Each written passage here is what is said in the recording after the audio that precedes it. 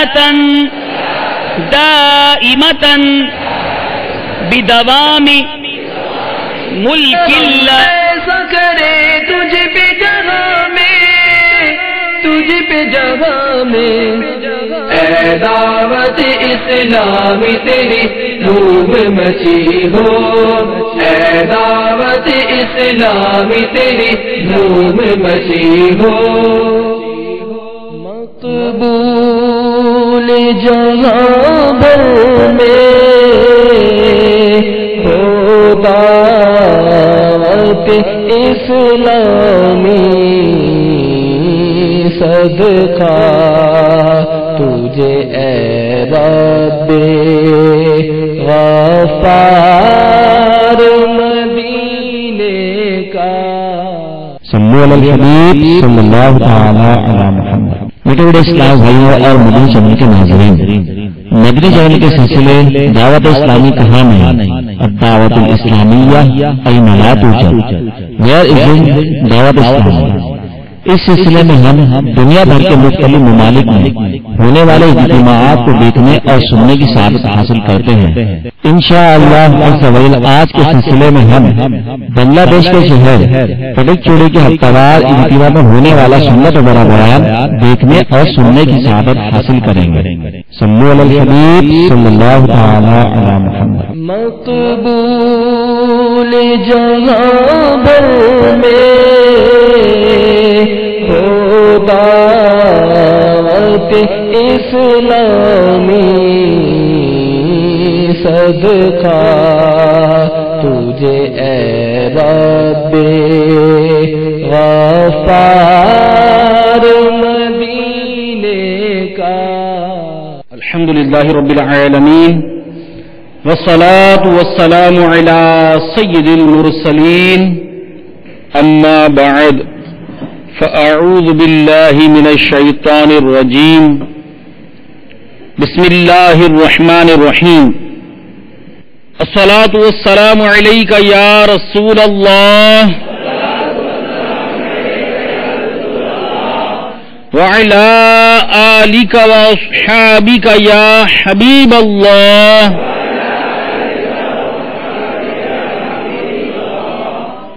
الصلاة والسلام علیک یا نبی اللہ وعلی آلک واصحابک یا نور اللہ.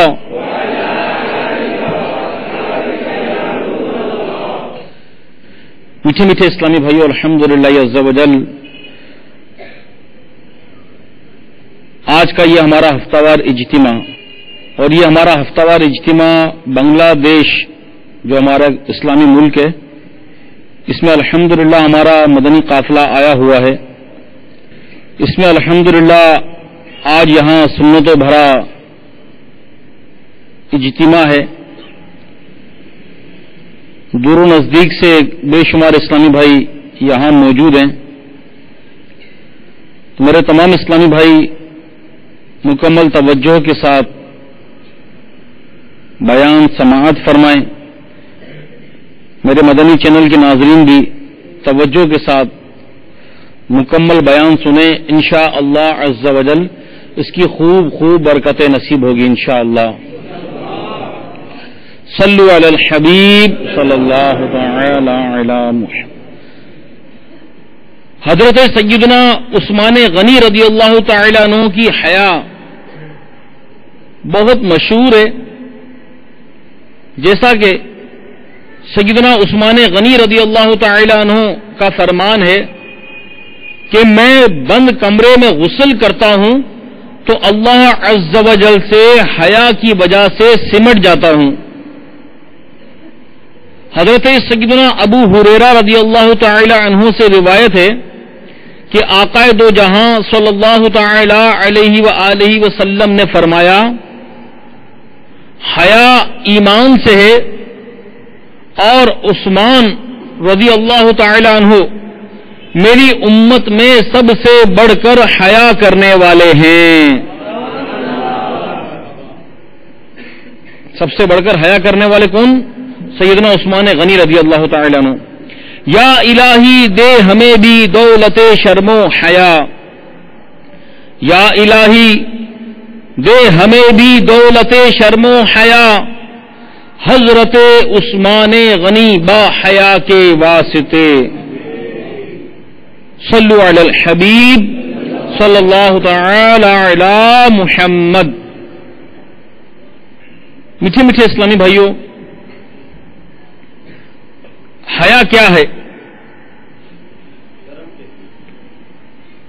شرعی طور پر حیا یہ ہے کہ بندہ اللہ تعالی کی نعمتوں اور اپنی کوتاہیوں پر غور کر کے نادم و شرمندہ ہو، اور اس شرمندگی اور اللہ تعالی کے خوف کی بنا پر آئندہ گناہوں سے بچنے اور نیکیاں کرنے کی کوشش کرے۔ علماء فرماتے ہیں حیا ایک ایسا خلق ہے جو برے کام چھوڑنے پر ابھارے اور حقدار کے حق میں کمی کرنے سے روکے۔ میٹھے میٹھے اسلامی بھائیوں اور مدنی چینل کے ناظرین، حضرت سیدنا ابو ہریرہ رضی اللہ تعالی عنہ سے مروی ہے، رسول اللہ عز و جل و صلی اللہ تعالی علیہ وآلہ وسلم نے فرمایا، ایمان کے 70 سے زائد شعبے یعنی علامات ہیں، اور حیا ایمان کا ایک شعبہ ہے۔ ایک اور حدیث شریف میں ہے، حیا ایمان سے ہے، یعنی جس طرح ایمان مومن کو کفر کے ارتکاب سے روکتا ہے، اسی طرح حیا با حیا کو نافرمانیوں سے بچاتی ہے۔ یوں مجازن اسے ایمان سے فرمایا گیا، جس کی مزید وضاحت و تائید حضرت سیدنا ابن عمر رضی اللہ تعالی عنہما کی اس روایت سے ہوتی ہے، بے شک حیا اور ایمان دونوں آپس میں ملے ہوئے ہیں، تو جب ایک اٹھ جائے تو دوسرا بھی اٹھا لیا جاتا ہے۔ تو میرے میٹھے میٹھے اور محترم اسلامی بھائیوں، اب ہم اپنے اوپر غور کرتے ہیں، اسلامی بھائی بھی غور کریں، اسلامی بہنیں بھی غور کریں کہ آج کل جو ہمارے زندگی کا معمول ہے، گناہ کرنا کیا ہے؟ یہ اللہ کی نافرمانی ہے۔ تو جس میں واقعی اللہ تبارک و تعالیٰ کے معاملے میں حیا ہوگی، وہ اللہ کی نافرمانی نہیں کرے گا۔ کہتے ہیں نا، گھر کا کوئی بڑا ہے، باپ ہے، دادا ہے، نانا ہے، کوئی اور معزز شخص ہے، مسجد کا پیش امام ہے، کوئی عالم ہے، کوئی بزرگ ہستی ہے، پیر و مرشد ہے، بندہ ان کا ادب کرتا ہے، ان سے شرم کرتا ہے، حیا کرتا ہے، ان کے سامنے کوئی نافرمانی نہیں کرتا، اونچی آواز میں بات نہیں کرتا، کوئی گالی نہیں بکتا، بے حیائی کی کوئی بری بات نہیں کرتا۔ کیوں؟ کیونکہ ان کا وہ ادب کرتا ہے، ان سے شرم کرتا ہے، ان سے حیا کرتا ہے۔ لیکن اس بندے کو کیا ہو جاتا ہے کہ ایک بندہ جو اللہ کا بندہ ہے، اگر وہ دنیاوی طور پر معزز ہے، بڑا ہے، تو اس کے ادب کی وجہ سے گناہ چھوڑ دیتا ہے، گناہ نہیں کرتا، نافرمانی نہیں کرتا، بے ادبی نہیں کرتا۔ اس کو کیا ہو جاتا ہے کہ معزز ترین رب کائنات عز و جل، ہمیں پیدا کرنے والا ہمارا خالق اور مالک ہمیں دیکھ رہا ہے، پھر بھی بندہ نافرمانی کر رہا ہے، گناہ کر رہا ہے، جانتے بوجھتے ہوئے گناہ کر رہا ہے۔ ہم مسلمان ہیں، ہمارا یہ ایمان ہے کہ اللہ تبارک و تعالی ہمیں ہر وقت اور ہر جگہ دیکھ رہا ہے۔ ہم گھر کے اندر ہوں تب بھی اللہ ہمیں دیکھ رہا ہے، ہم کمرے کے اندر ہوں پھر بھی اللہ ہمیں دیکھ رہا ہے، ہم بند کمرے میں ٹی وی کی اسکرین پر عورتوں کے ناچ دیکھ رہے ہوں، کمرہ سب بند ہو، کھڑکیاں بند ہو، دروازے بند ہو، کنڈی لگی ہوئی ہو، کھڑکیوں پر پردے ڈلے ہوئے ہوں، پھر بھی اللہ دیکھ رہا ہے۔ موبائل کے اندر کوئی ویڈیو کلپ یا گانے یا میوزک ڈال کر سن رہے ہوں، ہیڈ فون لگا کر سن رہے ہوں، میوزک ہو، کوئی گناہ کا کام ہو، کسی کو نہیں پتا، اللہ جانتا ہے، اللہ دیکھ رہا ہے۔ ہماری اس بے حیائی کی حرکت کو، ہمارے اس برے کام کو، ہمارے اس گناہ والے کام کو اللہ دیکھ رہا ہے۔ اس وقت ہماری شرم کہاں چلی جاتی ہے؟ اس وقت ہماری حیا کہاں چلی جاتی ہے؟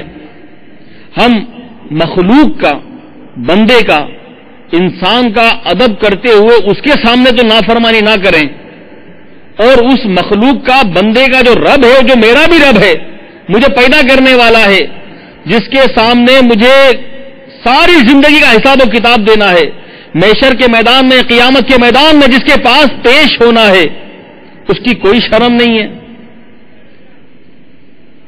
اس سے کوئی حیا نہیں ہے۔ آج ہم غور کریں، صبح اٹھنے سے لے کر جب ہم اٹھتے ہیں، بیدار ہوتے ہیں، آنکھ کھولتے ہیں، رات کو نیند کرنے کے بعد جب صبح اٹھتے ہیں، صبح اٹھنے سے لے کے رات کو سونے تک، بستر پر جانے تک ہم کتنے گناہ کرتے ہیں؟ کبھی شمار کیا، کاؤنٹ کیا؟ جھوٹ بولا، یہ گناہ ہو گیا۔ کسی مسلمان کو دھوکہ دیا، یہ گناہ ہو گیا۔ کسی نامحرم عورت کو دیکھا، یہ گناہ ہو گیا۔ کسی سے لڑائی جھگڑا کیا، کسی کو گالی بکی، کسی مسلمان کا دل دکھایا، تو مسلمان کا دل دکھانا یہ گناہ ہے۔ کسی کا مال کھا گئے، پیسہ کھا گئے، کسی سے قرض لیا وہ کھا گئے۔ اور غور کریں، کسی مسلمان کی غیبت کر دی، چغلی کر دی، کسی مسلمان کے لیے بدگمانی کر لی، کتنے گناہ۔ شادی بھی ہوتی ہے نا، گھروں میں شادی ہوتی ہے، جو اپنے آپ کو نیک سمجھتے ہیں، نمازی سمجھتے ہیں، حاجی سمجھتے ہیں، جو اپنے آپ کو دیندار سمجھتے ہیں کہ ہمارا دیندار گھرانہ ہے، ہم اچھے لوگ ہیں، شریف لوگ ہیں، ان کے گھروں کے اندر بھی جب شادی ہوتی ہے تو ریکارڈنگ بجتی ہے، بڑے بڑے ڈیگ لگا کر میوزک بجایا جاتا ہے۔ اب اندازہ لگائیں کہ گھر کی عورتیں ناچیں، بے پردگی کریں، فیشن کر کے غیر مردوں کے سامنے آئیں، میوزیکل فنکشن ہو، حرام کام ہو، تو یہ بے حیائی نہیں، یہ اللہ کی نافرمانی نہیں؟ پھر آج کل تقریباً ہر گھر کا یہ رونا ہے، گھر میں خیر و برکت نہیں ہے، گھر میں سکون نہیں ہے، گھر میں ٹینشن ہے، لڑائی جھگڑا ہے، فساد ہے، پھڈا ہے، آپس میں ساس بہو کی نہیں بنتی اور نندوں سے نہیں بنتی، میاں بیوی میں ناراضگی ہے، اولاد نافرمان ہو گئی، لڑکے کی شادی ہوئی وہ الگ ہو گیا، ماں باپ کی نہیں مانتا، یہ ساری کمپلین، ساری شکایات ہیں۔ یہ کیوں؟ کیونکہ جب شادی ہونے لگی تھی اس وقت اللہ کو راضی کرنے والے کام نہیں کیے تھے، اللہ کو ناراض کرنے والے کام کیے تھے، حلال کام نہیں کیے تھے، حرام کام کیے تھے۔ میوزک حرام، بے پردگی کرنا حرام، ناچ گانے یہ حرام۔ جب سارے حرام کام کر کے شادی کی تو حرام کام میں برکت کہاں سے آئے گی؟ برکت تو حلال میں، برکت تو جائز کام میں، برکت تو اللہ کی رضا والے کاموں میں ہے۔ پھر بعد میں روتے ہیں کہ کسی نے کوئی جادو کرا دیا، کسی نے کوئی کالا علم کرا دیا ہے، کسی نے بندش کرا دی ہے، ہمارا کاروبار نہیں چلتا ہے، ہمارے گھر سے لڑائی جھگڑا نہیں جاتا، خیر و برکت نہیں آتی۔ تو پہلے تعویذ لانے سے پہلے اپنے گھر میں حرام کام تو بند کریں۔ گھر کے کتنے لوگ نماز پڑھتے ہیں؟ گھر کے کتنے لوگ فجر کی نماز کے لیے اٹھتے ہیں؟ گھر کے کتنے مرد پانچوں وقت کی نماز باجماعت پڑھتے ہیں؟ جب سارے نماز نہیں پڑھیں گے خیر و برکت کہاں سے آئے گی؟ گھر میں اگر ٹی وی ہے اور اگر اس ٹی وی پر صرف مدنی چینل چلتا ہے پھر تو ٹھیک ہے، کیونکہ مدنی چینل میں نہ میوزک ہے، نہ عورت ہے، نہ ایڈورٹائزمنٹ ہے۔ مدنی چینل میں کیا ہے؟ مدینہ مدینہ ہے۔ کبھی تو تلاوت ہے، کبھی نعتیں ہیں، کبھی حمد ہے، کبھی اللہ تبارک و تعالیٰ کی تعریف ہے، کبھی پیارے آقا صلی اللہ علیہ وسلم کی نعت ہے، کبھی اولیاء کرام کی تعریف ہے، منقبت ہے، کبھی فیضان قرآن ہے، کبھی فیضان حدیث ہے، کبھی فیضان انبیاء ہے، کبھی فیضان اولیاء ہے، کبھی فیضان صحابہ ہے۔ مدینہ مدینہ ہے الحمدللہ۔ اسی طرح بہت سارے ایسے کام ہیں کہ ہم وہ کرتے ہیں اور ہمیں احساس نہیں ہوتا کہ ہم گناہ کر رہے ہیں، ہم کو برا کام کر رہے ہیں۔ سنیے، نبیوں کے سردار پیارے آقا مدینے والے مصطفیٰ صلی اللہ تعالی علیہ وآلہ وسلم نے فرمایا 4 چیزیں رسولوں علیہ السلام کی سنتوں میں سے ہے۔ 4 چیزیں کون سی؟ ایک عطر لگانا، عطر خوشبو جو لگاتے ہیں عطر لگانا، دوسرا نکاح کرنا، تیسرا مسواک کرنا، اور چوتھا حیا کرنا، یعنی حیا کرنا بھی یعنی رسولوں کی جو سنتیں بتائی گئیں، 4 چیزیں، یعنی کئی رسولوں کی سنتوں میں سے، کئی رسولوں کی سنتیں ہیں، یہ سنتوں میں سے عطر لگانا، نکاح کرنا، مسواک کرنا اور حیا کرنا۔ میٹھے میٹھے اسلامی بھائیوں اور مدنی چینل کے ناظرین، یقیناً ہر رسول، ہر نبی، ہر ولی با حیا ہی ہوتا ہے۔ ہر رسول با حیا، ہر نبی با حیا، ہر صحابی با حیا، اللہ کا ہر ولی با حیا یعنی شرم والا ہوتا ہے۔ اللہ عز و جل کے مقبول بندوں کے بارے میں بے حیائی کا، بے شرمی کا تصور بھی نہیں کیا جا سکتا، اور جو بے حیا ہے وہ نیک بندہ کہلانے کا حقدار نہیں۔ چچا، تایا، خالہ، ماموں اور پھوپھی کی لڑکیوں، چچی، تائی، ممانی اور اپنی بھابھی، نامحرم پڑوسنوں اور دیگر نامحرم عورتوں کو جو قصدن دیکھے، ان سے بے تکلف بنے، فلمیں ڈرامے دیکھے، گانے باجے سنے، فحش کلامی یا گالم گلوچ کرے، وہ بے حیا ہی نہیں بلکہ بے حیا لوگوں کا بھی سردار ہے۔ اگرچہ وہ حافظ، قاری، قائم اللیل و صائم الدہر یعنی رات بھر عبادت کرنے والا اور سارا سال روزہ رکھنے والا ہو، اس کے اعمال اپنی جگہ پر، مگر ان کے ساتھ ساتھ بے حیائی کے کاموں کا کرنا اس کی صفت حیا اور نیک ہونے کی خصلت کو سلب کر لیا۔ اور آج کل اس کے نظارے بھی عام ہیں۔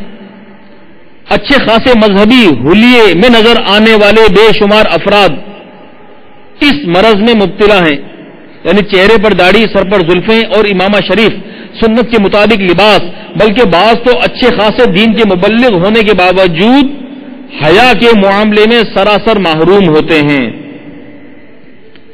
دیور و بھابھی کے پردے کے معاملے میں قطعاً لاپرواہی برت کر جہنم کے حقدار ٹھہرتے ہیں۔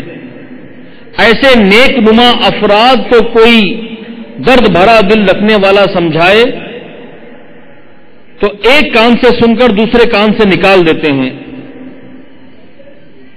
میرے میٹھے میٹھے اور محترم اسلامی بھائیوں، اگر ہم بظاہر نیک ہیں اور اپنی آنکھوں کو بد نگاہی سے نہیں بچا پاتے، بد نگاہی کیا؟ یعنی جو نہیں دیکھنے کا تھا وہ دیکھا، گناہ کیا، حرام کام کیا۔ سنیے میرے شیخ طریقت امیر اہل سنت بانی دعوت اسلامی حضرت علامہ مولانا ابو بلال محمد الیاس عطار قادری رضوی زیائی دامت برکاتہم عالیہ کیا فرماتے ہیں؟ آپ فرماتے ہیں ان لوگوں کی کتنی بڑی بدنصیبی اور محرومی ہے کہ نفلی عبادتیں اور ریاضتیں کریں، فرائض کے علاوہ نفلی نمازیں بھی پڑھیں، نفلی روزے بھی رکھیں، مگر گانوں باجوں کو سنیں، فلمیں ڈراموں کو دیکھیں اور غیر عورتوں کو تاکنے جھانکنے اور امردوں یعنی بے ریش خوبصورت لڑکوں پر بری نظر ڈالنے جیسے بے حیائی کے کاموں سے باز نہ آئیں۔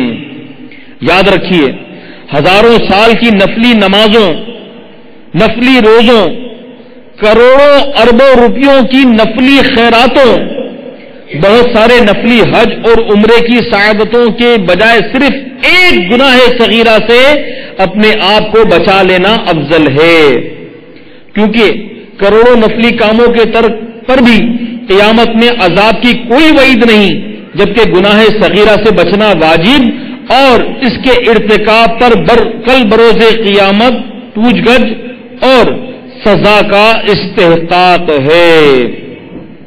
میرے میٹھے میٹھے اور محترم اسلامی بھائیوں اور مدنی چینل کے ناظرین، آپ نے سنا کہ نفلی نمازیں پڑھیں، نفلی روزے رکھیں، نفلی حج کریں، صدقہ اور خیرات کریں، یہ کام اپنی جگہ پر ہے، اس کا ثواب اپنی جگہ پر ہے، لیکن ایک صغیرہ گناہ، صغیرہ گناہ کیا؟ چھوٹا گناہ، صغیرہ گناہ، ایک تو گناہ کبیرہ ہوتا ہے، بڑا گناہ، یعنی چھوٹا گناہ بھی اگر کیا تو کل بروز قیامت اس گناہ کا حساب دینا پڑے گا۔ کیسے دیں گے ہم حساب؟ ایک گناہ کا حساب، اور ہمارے تو بہت سارے گناہ، اتنے سارے گناہ، کن کن گناہوں کا ہم حساب دیں گے؟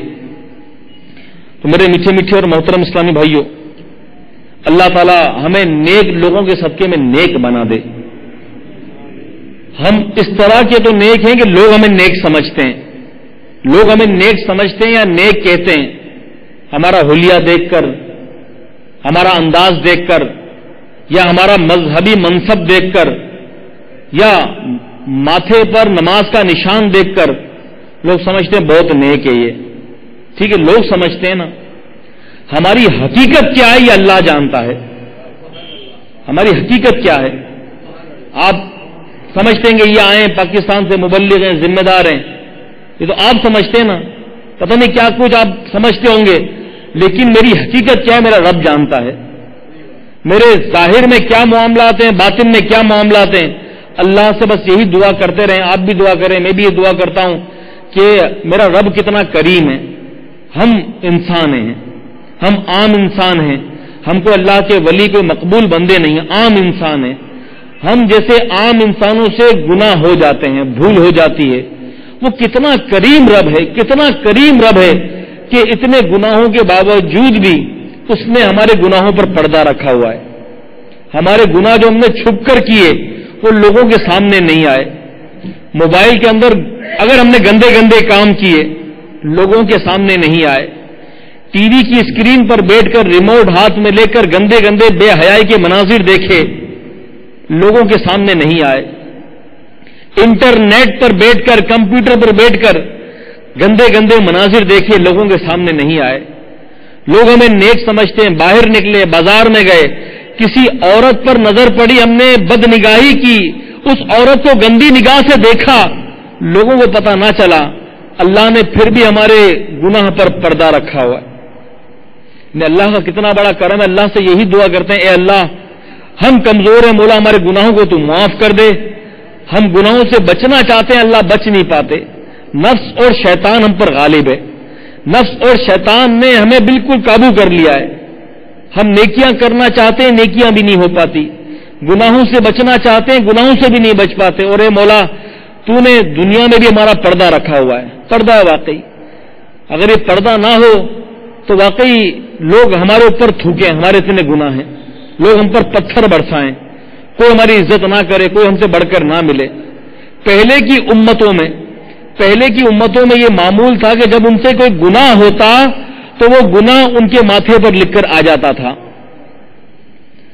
بعض قوموں کے اس طرح کے بھی واقعات ہیں کہ جب وہ گناہ کرتے تھے تو ان کے چہرے تبدیل ہو جاتے تھے، ان کے چہرے بندر اور خنزیر، سور کی شکل میں تبدیل ہو جاتے تھے۔ بعض قوموں کے بارے میں اس طرح ہے کہ کسی قوم کے بارے میں یہ کہ جب وہ گناہ کرتے تھے ان پر اللہ نے پتھروں کی بارش برسائی، اور پتھر بھی ایسا آسمان سے برسایا کہ جس پر پتھر لگنا تھا اس پتھر پر اس کا نام لکھا ہوا تھا کہ یہ پتھر اس پر جا کر لگے گا۔ کسی کو زمین میں دھسا دیا گیا، کسی کو پانی میں غرق کر دیا گیا، کسی پر آگ کی بارش ہوئی، کسی پر پتھر برسائے گئے۔ یعنی کہ پچھلی امتوں میں ایسا ہوا، چہرے تبدیل ہوئے، آگ برسائی گئی، پتھر برسائے گئے، زمین میں دھسا دیا گیا، پانی میں غرق کر دیا گیا۔ اور آج ہم کتنے گناہ کرتے ہیں، نماز ہم چھوڑتے ہیں، بے حیائی ہم کرتے ہیں، فحش کلامی، بد کلامی، گالی گلوچ، حرام روزی، لوگوں کا دل دکھانا، غیبت، چغلی، بے حیائی کے مناظر دیکھنا، کیا کچھ ہم گناہ کرتے ہیں، کیا کچھ گناہ کرتے ہیں۔ کبھی پوچھا اپنے آپ سے، اے بندے تجھے اللہ نے انسان بنایا، اللہ ہر چیز پر قادر ہے، وہ چاہتا ہمیں کوئی جانور بنا دیتا، کوئی کتا بنا دیتا، گندی نالی کا کیڑا بنا دیتا، اس کا کتنا بڑا احسان کہ اس نے ہمیں اشرف المخلوقات یعنی انسان بنایا۔ پھر انسان بھی کیسا بنایا، ہمارے جسم کے اعضاء سب سلامت ہیں، آنکھوں سے ہم دیکھ سکتے ہیں، زبان سے بول سکتے ہیں، کانوں سے سن سکتے ہیں، ہاتھوں سے کام کاج کر سکتے ہیں، پاؤں سلامت۔ یعنی کتنے ایسے انسان ہیں، وہ انسان تو ہیں لیکن کوئی دیکھ نہیں سکتا، کوئی بول نہیں سکتا، کوئی سن نہیں سکتا، کسی کے ہاتھ نہیں ہے، کسی کے پاؤں نہیں ہے۔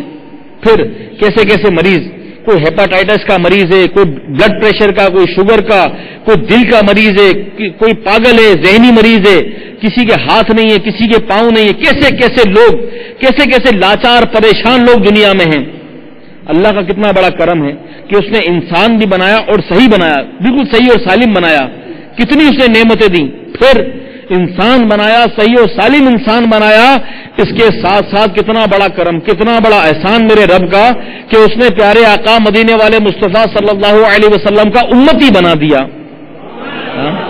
سرکار کا امتی بنا دیا، اس نبی کی امت میں ہمیں پیدا کر دیا کہ جس نبی کی امت میں آنے کے لیے خود نبی دعا کرتے تھے، اللہ نے اپنے محبوب کا امتی بنا دیا، کتنے احسان۔ پھر ہمیں الحمدللہ اولیاء کرام سے محبت کرنے والا، صحابہ کرام سے محبت کرنے والا، آقا علیہ الصلوۃ والسلام سے محبت کرنے والا بنا دیا، کیسا بڑا کرم اللہ کا۔ پھر مزید کرم یہ کہ آج ہم اجتماع میں آئے ہیں، دعوت اسلامی کے مدنی ماحول میں آتے ہیں، یہ کتنا بڑا کرم ہے کہ ہمیں دینی سمجھ بوجھ عطا فرمائی کہ آج ہم شب جمعہ مسجد میں بیٹھ کر دینی اجتماع میں شریک ہیں، بیان سن رہے ہیں، اللہ کا کتنا بڑا احسان کہ اللہ نے ہمیں مسجد میں بیٹھنے کی توفیق عطا فرمائی۔ تو میرے میٹھے میٹھے اسلامی بھائیوں، ہم اپنی قسمت پر ناز کریں اور اپنی اس مختصر سی زندگی کو جو اللہ نے ہمیں عطا فرمائی ہے، اس کو یوں بیکار ضائع نہ کریں، اس کو یوں فالتو ضائع نہ کریں، بے حیائی کے کاموں میں، برے کاموں میں، اللہ کی نافرمانی والے کاموں میں زندگی کو ضائع نہ کریں۔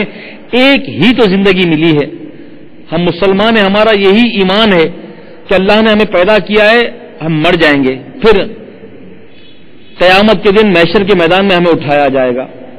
تو اسی زندگی میں ہمیں نیک بننا ہے، نمازی بننا ہے، قرآن پڑھنا ہے، قرآن سیکھنا ہے، عمل کرنا ہے، سنتوں پر عمل کرنا ہے، اللہ کو راضی کرنا ہے، اس کے حبیب کو راضی کرنا ہے۔ جس قبر میں لوگ ہمیں دفنا کر آ جائیں گے، قبر میں ڈال کر آ جائیں گے، اپنی اس قبر کو روشن کرنا ہے، جنت کے باغوں میں سے ایک باغ بنانا ہے۔ تو آئیے، دعوت اسلامی کا پیارا پیارا مدنی ماحول، بہت پیارا ماحول ہے الحمدللہ، اتنا پیارا مدنی ماحول ہے کہ نہ صرف بنگلہ دیش، نہ صرف پاکستان، بلکہ ہندوستان کے کم و بیش 500 مقامات پر دعوت اسلامی کا ہفتہ وار اجتماع ہوتا ہے الحمدللہ۔ ہندوستان بڑا کتنا ہے، تو ہندوستان کے اندر دعوت اسلامی کا اجتماعات ہوتے ہیں جمعرات کو، اور الحمدللہ بلکہ بامبے میں تو مجھے بتایا کہ بامبے اتنا بڑا ہے کہ بامبے میں 11 مقامات پر، ایک ہی دن میں 11 مقامات پر دعوت اسلامی کے ہفتہ وار اجتماع ہوتے ہیں۔ پھر آپ آگے آ جائیں، سری لنکا کولمبو کے اندر دعوت اسلامی کا کام ہو رہا ہے الحمدللہ، جاپان میں دعوت اسلامی کا کام ہو رہا ہے، ملیشیا میں ہو رہا ہے، ساؤتھ کوریا میں ہو رہا ہے، یہاں تک کہ انگلینڈ کے کئی شہروں میں دعوت اسلامی کے اجتماعات ہوتے ہیں، یہاں تک کہ امریکہ کے کئی شہروں میں دعوت اسلامی کے اجتماعات ہوتے ہیں الحمدللہ عز و جل۔ دبئی میں، ابو ظہبی میں، شارجہ میں، جو عرب کنٹریز ہیں، قطر میں، بحرین میں، کویت میں، یہاں دعوت اسلامی کے اجتماعات ہوتے ہیں۔ دعوت اسلامی بہت بڑی تحریک ہے، بہت بڑی تحریک ہے، اللہ کا بہت کرم ہے، اور کئی شہروں میں فیضان مدینہ الحمدللہ، جس طرح ڈھاکہ کے اندر، بنگلہ دیش میں ڈھاکہ میں فیضان مدینہ بن گیا ہے، سید پور میں فیضان مدینہ بن گیا ہے، پاکستان میں تو کئی شہروں میں فیضان مدینہ بن گئے ہیں۔ بامبے کا جو محمد علی روڈ ہے، یہاں پر الحمدللہ عالی شان فیضان مدینہ بنا ہے، اور بھی انڈیا کے کئی شہروں میں فیضان مدینہ بن رہے ہیں۔ سری لنکا کے شہر کولمبو کے اندر فیضان مدینہ بن گیا ہے، ساؤتھ کوریا میں فیضان مدینہ بن گیا ہے الحمدللہ، انگلینڈ کے کئی شہروں میں، برمنگم میں، بریڈفورڈ میں فیضان مدینہ بن گیا ہے، یہاں تک کہ امریکہ کے شہر ہیوسٹن کے اندر فیضان مدینہ بن گیا ہے، بلکہ امریکہ کا جو دارالخلافہ ہے نیو یارک، وہاں پر فیضان مدینہ بن گیا ہے۔ دیکھیں دعوت اسلامی پر اللہ اور اس کے رسول کا کیسا کرم ہے، کیسا کام پھیل رہا ہے، کتنے ممالک میں اجتماعات ہو رہے ہیں، قافلے سفر کر رہے ہیں، بلکہ ساؤتھ افریقہ کا ایک شہر ہے کیپ ٹاؤن، وہاں پر دنیا بالکل اینڈ ہو جاتی ہے، 2 سمندر آ کر ملتے ہیں، دنیا کا کنارہ ہے الحمدللہ، وہاں کیپ ٹاؤن کے اندر بھی دعوت اسلامی کا قافلہ پہنچ گیا، بلکہ ساؤتھ افریقہ کا شہر ہے جوہانسبرگ، وہاں پر بھی فیضان مدینہ کے لیے جگہ لے لی الحمدللہ عز و جل۔ تو دعوت اسلامی پر اللہ اور اس کے رسول کا بہت کرم ہے، صحابہ کرام کا یہ فیضان ہے، اولیاء کرام کا یہ فیضان ہے، خواجہ غریب نواز رحمۃ اللہ تعالی علیہ کا یہ فیضان ہے، اور دعوت اسلامی تو چل ہی رہی ہے الحمدللہ اولیاء کرام کے فیضان سے۔ بلکہ غوث پاک کی تو ایسی نظر ہے کہ کئی لوگوں کو غوث پاک رضی اللہ تعالیٰ عنہ کی زیارت ہوئی، خود غوث پاک رضی اللہ تعالیٰ عنہ نے خواب میں آ کر یہ حکم فرمایا کہ دعوت اسلامی کے اجتماع میں جایا کرو الحمدللہ۔ آقا علیہ الصلوۃ والسلام کی کئی لوگوں کو زیارتیں ہوئی، آقا علیہ الصلوۃ والسلام نے ارشاد فرمایا کہ دعوت اسلامی کے اجتماعات میں جایا کرو، کیونکہ ہم مسلمان ہیں، ہم سنی ہیں، ہمارا سچے خوابوں پر یقین ہے کہ اولیاء کرام اللہ کے حکم سے خواب تو خواب یا حقیقت میں اگر اپنی زیارت کرا سکتے ہیں. آقا علیہ الصلوۃ والسلام کے جلوے آج بھی عام ہیں، دیکھنے والی نگاہ ہونا چاہیے. جن پر کرم ہوتا ہے ان کو آقا علیہ الصلوۃ والسلام کا دیدار ہو جاتا ہے. اور نہ صرف خواب میں بلکہ کتنے ایسے واقعات ہیں کہ کئی عاشقان رسول نے جاگتی آنکھوں سے، کھلی آنکھوں سے آقا علیہ الصلوۃ والسلام کا دیدار کیا ہے. بلکہ آج بھی ایسے واقعات عام ہیں کہ کئی عاشقان رسول جب روضہ رسول پر حاضر ہوتے ہیں، مسجد نبوی شریف میں حاضر ہوتے ہیں، سنہری جالیوں کے سامنے جا کر جب سلام عرض کرتے ہیں تو ان کو الحمدللہ سلام کا جواب سننے کو ملتا ہے. الحمدللہ. تو آقا علیہ الصلوۃ والسلام تو الحمدللہ اللہ کے حکم سے، اللہ کے کرم سے آج بھی ان کے جلوے عام ہیں. غوث پاک کے جلوے عام ہیں، خواجہ غریب نواز کے جلوے عام ہیں. الحمدللہ. دیکھنے والی نگاہ ہونا چاہیے. اب ہم اپنے آنکھوں سے گندی باتیں دیکھیں، گندے مناظر دیکھیں، ناچ گانے دیکھیں، عورتوں کو دیکھیں، تو پھر ان میں یہ جلوے کیسے بسیں گے؟ ہم نے تو گناہ کر کر کے اپنی آنکھوں کو گندا کر لیا. ہماری آنکھیں اس قابل کہاں ہے کہ جو آقا علیہ الصلوۃ والسلام کے جلوے دیکھیں.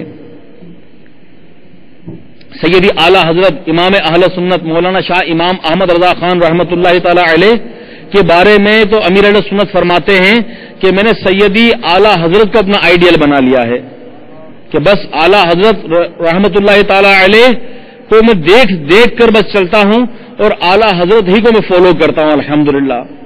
تو یہ امیر اہل سنت سے کسی نے پوچھا دعوت اسلامی کیا ہے، تو آپ نے فرمایا کہ دعوت اسلامی فیضان غوث و رضا ہے. الحمدللہ. یہاں بھی اولیاء کرام کے مزارات ہیں، بنگلہ دیش میں بھی اللہ کے ایک سے ایک ولی ہیں، ان کے فیوز و برکات ہیں. کبھی آپ نے اولیاء کرام سے محبت تو کرتے ہیں، کبھی آپ نے غور کیا ان کے بارے میں کہ تقریباً جس ولی کی آپ تاریخ ہسٹری اٹھا کر پڑھیں گے ان کی پیدائش کہیں اور کی تھی، ان کا مزار کہیں اور ہے.